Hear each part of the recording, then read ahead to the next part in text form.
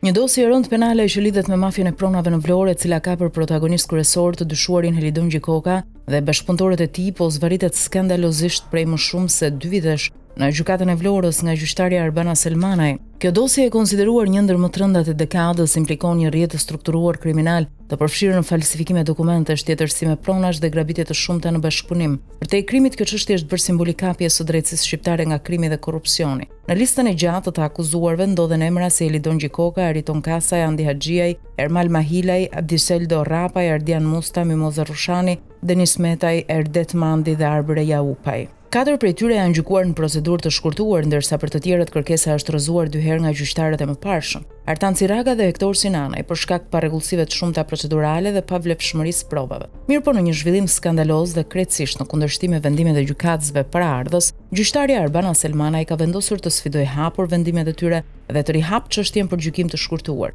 duke favorizuar në mënyrë të drejtë për drejtë grupin mafioz. Por nuk ndalet këtu, ajo ka përjashtuar në mënyrë të paligjshme nga procesi viktimën kryesore të kësaj dosje, shtetasin Ilir Koka, pronën e të cilit ky grup kriminal ja ka grabitur me metoda mafioze. Kjo përbën shkelje flagrante të ligjit dhe të konventës europiane të të drejtave të njeriut, duke i mohuar viktimës të drejtën legjitime për të përfaqësuar në gjyqin ku ai është pale dëmtuar. Burimet të sigurta nga gjykata e Vlorës pohojnë se gjyqtarja Selmanaj po e zvarrit qëllimisht procesin, duke caktuar vetëm një seancë çdo 4 muaj, në një përpjekje të hapur për të lodhur palët dhe opinionin publik, duke favorizuar kështu të akuzuarit që shpresojnë të fitojnë kohë dhe të ndikojnë në vendimin përfundimtar. Skandali bëhet edhe më i thellë kur burime investigative konfirmojnë se një grup avokatësh në qytetin e Vlorës janë kthyer në tregtar vendimesh, duke ofruar për klientët jo vetëm mbrojtje ligjore, por edhe garanci për vendime gjyqësore favorizuese. Në krye të kësaj skeme korruptive dyshohet pikërisht gjyqtarja Arbana Selmanaj, e cila është përfshirë në mënyrë aktive në çështje të tjera me peshë kriminale dhe pasurore.